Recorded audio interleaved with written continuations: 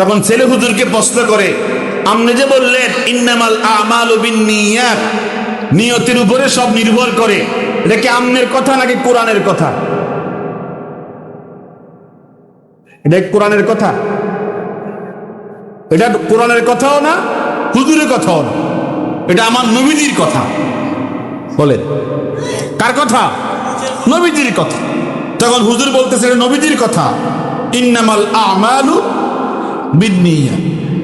তখন ছেলে বলে, হুজুর নবীজি বলছেন এটা কোন হাদিসের মধ্যে, কোন কিতাবের মধ্যে? হুজুর তখন বলে বুখারী শরীফে 1 নম্বর হাদিসে বলছে। কয় নম্বর? ছেলে হুজুরের হাতে ধরে বলতেছে, হুজুর তাহলে আর কোনো সন্দেহ নাই, আমনের দোয়াও ঠিক, আমার নিয়ত ঠিক, বুখারী শরীফও ঠিক, নবীজির হাদিসও কি ঠিক। তাহলে দোয়া তো আর উপরের দিকে সারা নিচে গেছে না উপরে গেছে? আমার এখন কি হয়েছে? ইয়াকিন হয়েছে। বলেন কি হয়েছে? ইয়াকিন হয়েছে। বলেন না মারহাবা। এই জন্য ওয়াজ যখন শুনবেন ইয়াকিন নিয়ে শুনবেন, তাহলে আমলের জন্য চেতনা জাগ্রত হবে। কথা বলেন ঠিক কিনা? যাই হোক, হুজুর যখন দোয়া শেষ করছে তো হুজুরকে বলে, হুজুর আমি কি আপনার মতো জুনায়েদ বাগদাদী হতে পারবো? কে বলতেছে? সবাই কথা কর না, কে বলতেছে?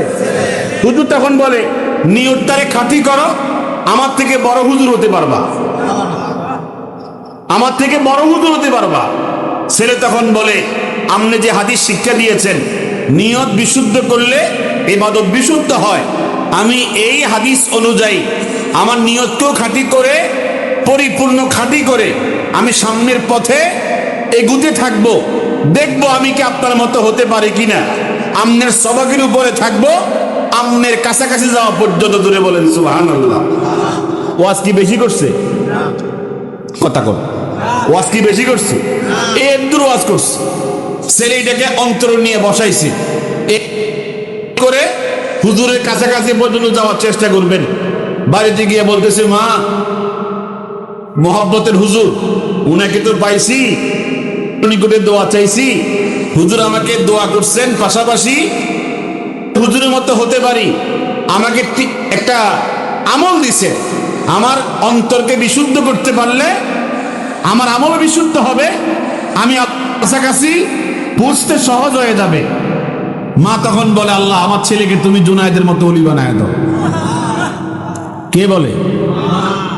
আচ্ছা, এখন বর্তমানে তো সন্তানেরা আব্বা আম্মার নিকটে দোয়া চায় না। দোয়া চায় কার কাছে জানেন? শ্বশুরের কাছে, শাশুড়ির কাছে।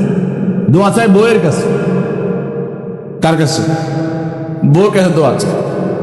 অথচ আব্বা আম্মা দোয়া করলে মধ্যখানে কোনো বাধা থাকে? বলেন থাকে কোনো বাধা? মা দোয়া করছে, দোয়া কবুল হয়ে গেছে। মারহাবা একটু জোরে বলতে হবে। ছেলে ঈশার নামাজ পড়া ঘুমাইতে গেছে, ঘুমের মধ্যে স্বপ্ন দেখে বাদশাহ হারুন রশিদ, নাম শুনছেন? এর কন্যার সাথে, রাজকন্যার সাথে এ ছেলের কি হইতেছে? বিয়ে হইতেছে। দেখি ঘুমের ভিতরে নাকি জাগ্রত অবস্থায়, ঘুমের মধ্যে। এখন মেয়ের গায়ে যে পরিমাণ স্বর্ণ, যে সুন্দর সুন্দর কাপড় চোপড়, এ হলো ফকিরের ছেলে। জিন্দিগিতে এরকম মেয়ে দেখছি নিশে? অন কোন জায়গায় দেখতেছে? কথা কন না। আচ্ছা, স্বপ্নের দেখতেছে, স্বপ্নের ভিতরে দেখতেছে, এটা কি এমনি দেখতেছে? পিছনে একটা ঠেলা আছে কিনা? কথা কোন ঠেলা আছে কিনা? একটা পিছন থেকে দোয়ায় কাজ করতেছে। স্বপ্নের ভিতরে এসে চিন্তা করতেছে, 9 বছর কত চেষ্টা করলো আমার মা, বাস্তবে তো দেখছি না, স্বপ্নও দেখছি না। আর আজকে দোয়া নিলাম, আজকে স্বপ্নে দেখতেছি, মনে হয় বাস্তব হবে। কে বলে? কথা কন না, কে বলে? স্বপ্নের ভিতরে চিন্তা করতে আছে। মাঝে মাঝে আমরা স্বপ্নের মধ্যে চিন্তা করি কিনা, কি দেখতেছি, এটা কোন জায়গাতে আইছি। কথা কন। ছেলে বলতেছে, ঠিক আছে, তাহলে আমাকে যে হুজুর দোয়া করছে, হুজুরের দোয়াটা কাজে লাগছে। ঘুম থেকে যখন জাগছে, এই মেয়ের নজর থেকে যায় না, গায়ের কাপড় চোপড় নজর থেকে যায় না। সে বলতেছে, মনে হয় আল্লাহ তাআলা আমার উপর রাজি হয়েছে, আমি একটু তাহাজ্জুদ পড়া বইলা দেই, আল্লাহ তো দিলে কোনো কমতো না, কমবনি? আপনারা আমার কথা বুঝতেছেন? কমবনি? তাহাজ্জুদ পড়ছে, পরে আল্লাহর নিকটে হাত তুলছে, আল্লাহ তুমি না দিলে হাত নামাইতাম না। কারে কয়? কথা কনে কারে কয়? আল্লাহ তুমি না দিলে হাত নামাইতাম না। এই ছেলে বলে আমি যদ্দুর দোয়া দরকার, যদ্দুর পানি খরচ করা দরকার, চোখের পানি, যখন আমার পানি শেষ হয়েছে আমার দিলে একটা শব্দ আসছে যে তোর চোখের পানি কবুল হয়ে গেছে, তুই পাইবি। বিশ্বাস করেন, তাহাজ্জুদের পরে যদি সত্যিকার ভাবে আপনার যে আবেদনটা, আপনার যে মুসিবতটা আপনি আল্লাহর নিকটে উপস্থাপন করে চোখের পানি ছেড়ে দিয়ে কান্দেন, গুলি মিস হতে পারে, কথা কন না, আবার দোয়া মিস হবে না, এটা বিশ্বাস করেন? যদি আপনি মুসিবতে পড়েন, যে কোনো সমস্যায় পড়েন, তাহাজ্জুদ পড়ে চোখের পানি ছেড়ে আল্লাহকে বলে, আল্লাহর কসম করে বলছি, সহিহ বুখারীতে নবীজি বলেছেন, আল্লাহ তাআলা বলতে থাকেন কে আছো?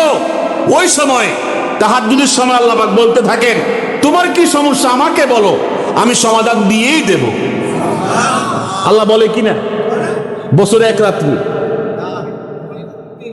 বছরে কি এক রাত্রি, 2 রাত্রি, প্রত্যেক রাত্রিতে ডাকে, প্রথম আসমানে চলে আসেন কে? আল্লাহ। তো যুবক বলে আমি যখন হাত নামাইছি আমার মনের থেকে তৃপ্তি আসছে, আমার দোয়াটা কি হয়েছে? কবুল হয়ে গেছে। বিশ্বাস করেন, দোয়া করার পরে যদি আপনার অন্তরে এই কথা বলে আজকে আমার চোখের পানিতে আল্লাহ আমার দোয়া কবুল করছে, তখন আপনি বুঝে নিতে হবে দোয়া কবুল হয়ে গেছে। কথা কন না? আমরা অনেকেই দোয়া করি, আমাদের চেহারা এদিকে সেদিকে ঘুরে, আছে না নাই?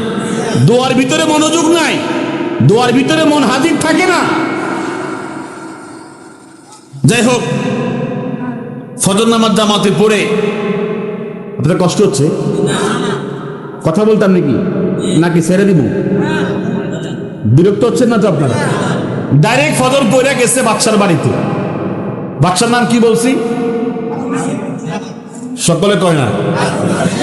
তো সালাম দিচ্ছে বাদশারে, উনি ফজর নামাজ পড়ে পায়চারি করতেছে, হাঁটাহাঁটি করতেছে, ডাইরেক্ট সালাম দিছে বাদশার, আসসালামু আলাইকুম ওয়া রাহমাতুল্লাহি ওয়া বারাকাতুহু, ইন্নামাল আমালু বিন্নিয়াত। এটা কি সালাম? অর্ধেক সালাম অর্ধেক বুখারী শরীফের হাদিস। তো বাদশা বলে তুমি আমাকে সালাম দিছো ভালো কথা, ইন্নামাল আমালু বিন্নিয়াত, পাশাপাশি এটা বললে কেন? দেখি বলন প্রয়োজন আছে? সকলে কথা কর না কেন? এই হাদিস কি এখানে বলার প্রয়োজন আছে? তখন ছেলে বলে এটা আমার প্রয়োজনে বলছি, আমনে বুঝতেন না। আমনে কে কয়? ছেলে বলে আমনে বুঝতেন না। তো বাচ্চা মনে করছে হয়তো বা মাথায় কোনো সমস্যা, কারণ যার কথার মধ্যে বেশ কম, মাথায় ডিস্টার্ব না হলে কি বেশ কম হয়? তখন বাচ্চা বলে বুঝছি, আর বুঝার বাকি নাই, এখন তুমি কি জন্য আসছো? আমনের সাথে আমার গোপন কথা আছে, আমনে কাজকর্ম সারেন, আমাকে গোপন একটা সময় দেন, আমার কিছু সিক্রেট কথা আছে। কি কথা? তো ছেলেকে তখন তারে বসাইয়া উনি ইশরাকের নামাজ পড়ছে। কি নামাজ? কথা কন না, কি নামাজ? ইশরাকের নামাজ পড়িয়া ওরে ভিতরের রুমে নিয়ে বসাইছে। বসানোর পরে জিজ্ঞেস করছে তোমার সিক্রেট কথাটা কি বলো? বলবো কিভাবে, আমনে যে বাদশা, আমনে বাদশা মানুষ, গেটের আগে যে পরিমাণ সাহস নিয়ে আসছিলাম, ভিতরে ঢুকে আমনের অন্দরমহলে আইসা সাহস সব কি হয়ে গেছে, ফানি হয়ে গেছে। যদি আমাকে আশ্বস্ত করে তাহলে বলতে পারি। তখন বাচ্চা বলে আমি মুসলিম শাসক, আমার সামনে ধনী গরিব, শিক্ষিত অশিক্ষিত সব সমান, ঠিক কিনা? তুমি কি উদ্দেশ্যে নিয়ে আসছো? তোমার মন খুলে বলো। ছেলে বলছে তাহলে মন খুলেই বলতেছি, আমনের মেয়ে কয়জন? ডাইরেক্ট ফ্যামিলিতে হাত দিয়ে গেছে। কোন জায়গায় হাত দিছে? পরিবারে হাত দিয়ে ফেলছে। তখন বাচ্চা মুস্কি এসে বলতেছে তোমার মনে হয় কোনো প্রয়োজন ছিল, আর্থিক সহযোগিতা অথবা চাকরি বাকরি, ডাইরেক্ট আমার ফ্যামিলিতে আন দিছো, কারণটা কি? আমি যে প্রয়োজনে আসছি সেই প্রয়োজনের কথাই বলছি, বলতে না সুবহানাল্লাহ? আমি লুকোচুরি করছি না, আমার যে প্রয়োজন আমি সেই প্রয়োজন বলতেছি। আপনাকে জবাব দেন, মেয়ে কয়জন? 3 জন। 2 জনের বিয়ে হয়ে গেছে, 2 বাচ্চা ছেলের সাথে সুখ শান্তিতে আছে, অনেক সুখে শান্তিতে আছে। ওই 2 জন বাচ্চা ছেলে আল্লাহওয়ালা, ফরেজগার, মুত্তাকি। 3 নম্বর মেয়েটা উপযুক্ত, হারামখোর, জেনাখোর, মদখোর, আকাম কুকাম করি না, একটাও এখনো নামাজে আল্লাহওয়ালা প্রস্তাব দেয়। এই অশান্তির মধ্যে আছি, কামের অশান্তি দূর করার জন্য আমি আসছি। আমনেরে এই অশান্তি থেকে বাঁচানোর জন্য আমি মারহাবা একটু জোরে কর না। তাই নাকি? আগ্রহ কমছে না বাড়ছে? কার? বাচ্চার আগ্রহ কমছে না বাড়ছে? তো ছেলে বলতেছে যে মেয়েটা উপযুক্ত, আশা করি তার উপরেই ইন্নামাল আমালু বিন্নিয়াত। এখন বাচ্চাকে বুঝলাম না, তুমি সালামের ভিতরে কইছো ইন্নামাল আমালু বিন্নিয়াত, আবার আমার মেয়ের উপরে বলতেছো ইন্নামাল আমালু বিন্নিয়াত, কারণটা কি? কারণে বুঝতেন না, বিয়ের দিন বুঝবেন। কোন দিন বুঝবো? তাহলে বোঝা যায় যার সাথে আল্লাহর সম্পর্ক, কথা কয় না, যার সাথে কার সম্পর্ক? তার সাথে আল্লাহর সম্পর্ক, সে ইনশাআল্লাহ আল্লাহ পর্যন্ত পৌঁছতে পারে নির্দ্বিধায়। ঠিক কিনা বলেন? একটু মনোযোগ দিয়ে খেয়াল করেন।